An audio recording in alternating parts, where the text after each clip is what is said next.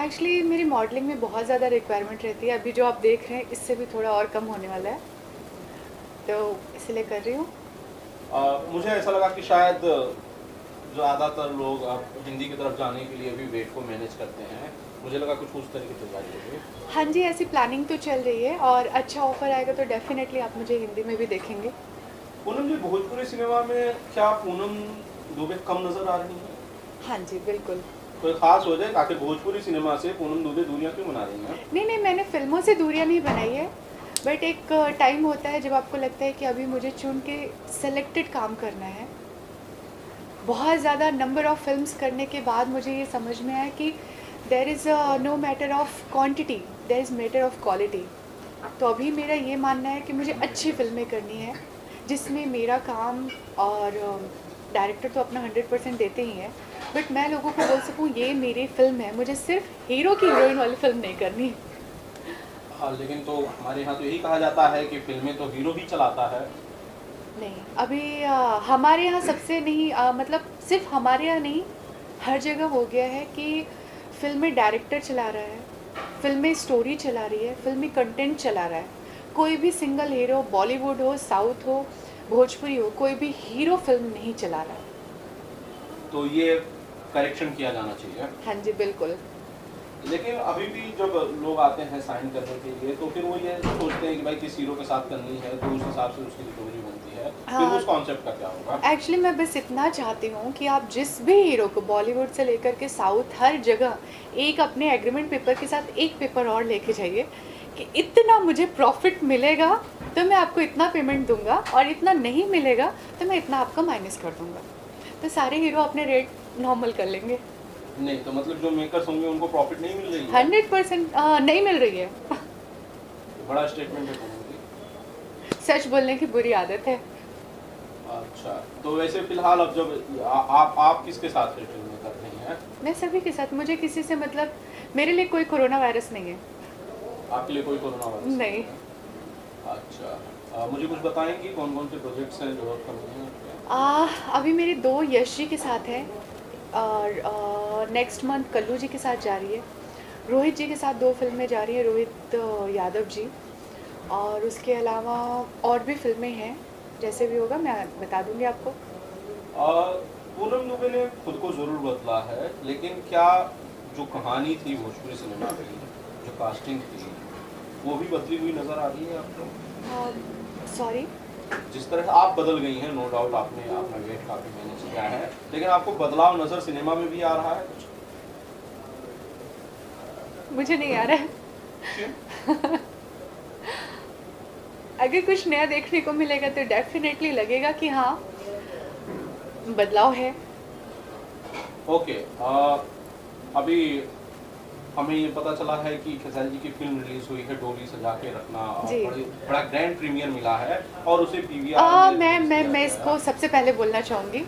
मुझे ऐसा लग रहा है कि 1-2 फ़िल्में पीवीआर में रिलीज़ हुई हैं, बट ये काफ़ी टाइम से हर भोजपुरी आर्टिस्ट का, हर भोजपुरी से जुड़े लोगों का सपना था कि हमारी फ़िल्में पीवीआर में लगे।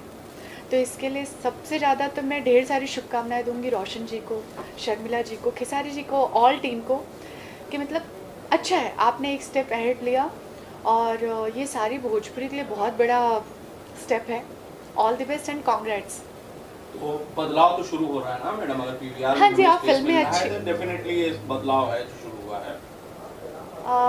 साथ ही साथ फ़िल्में अच्छी बनाना भी शुरू करना होगा, बिकॉज़ हमारे यहाँ नंबर ऑफ़ फ़िल्में बनती हैं, जिनमें आप देखने जाएँगे तो 100 फ़िल्मों में 5 फ़िल्में देखने लायक होती है। सारे आर्टिस्ट उसमें कुछ नहीं कर सकते क्योंकि बहुत ज़्यादा प्रेशर होता है। मैं बहुत मतलब पूरा डिटेल में बताऊँगी तो शाम हो जाएगी, शाम क्या रात हो जाएगी। बट उनके ऊपर भी प्रेशर रहता है कि इतने ही बजट में बनाना है, इतना हमारा सैटेलाइट है। आजकल फ़िल्में थिएटर से ज़्यादा सैटेलाइट के लिए बिक रही हैं, जिसके लिए डायरेक्टर भी दुखी होकर क्या कर सकते हैं, वो बस मजबूर हैं कि उतने फ़िल्म में, उतने बजट में उनको फ़िल्म कंप्लीट करना है। नहीं करनी चाहिए उसे। वो नहीं करेंगे तो और 10 ऑप्शन है, सिंपल।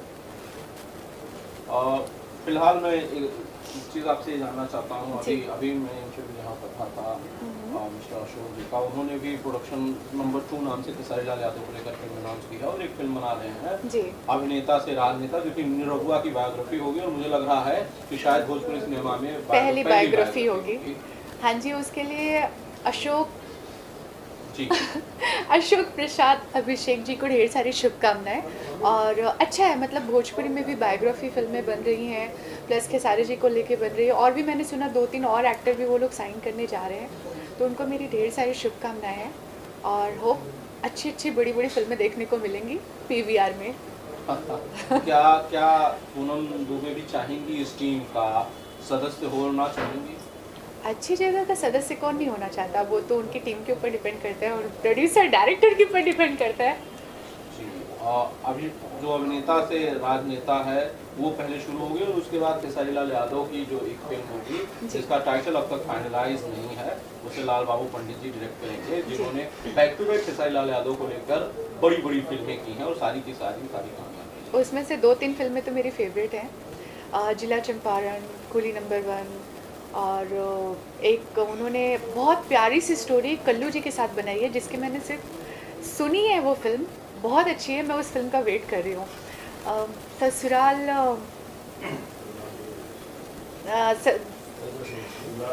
दूल्हा धीरे धीरे चला ससुराली, उसका मैंने कॉन्सेप्ट सुना है, बहुत अच्छा है। पूनम जी, आपके बहुत सारे कलीग हैं, बहुत सारे सहयोगी हैं जिनके घर पे गणेश भगवान आए हुए हैं, क्या आप गई थी, आपने दर्शन किया, कहाँ कहाँ गई थी, कुछ बताएंगी? मैं नॉन फिल्मी फ्रेंड्स के यहाँ गई हूँ। मैंने थोड़ा फिल्मी लोगों से दूरी बना रखी है। क्यों? वो कोरोना वायरस है? हाँ, नहीं कोरोना वायरस नहीं है, लेकिन पता नहीं क्यों ना अभी ऐसा लग रहा है कि धीरे धीरे चीज़ें मैच्योरिटी में आ रही हैं, तो मुझे लग रहा है फेक चीज़ों से आप दूर रहो, जितना मतलब आप चीज़ों से दूर रहोगे उतना कंट्रोवर्सी फालतू चीज़ों में नहीं आओगे। भगवान जी सब जगह वही हैं, यहीं से सबको प्रणाम। फिल्मी दुनिया के लोग फेक होते हैं?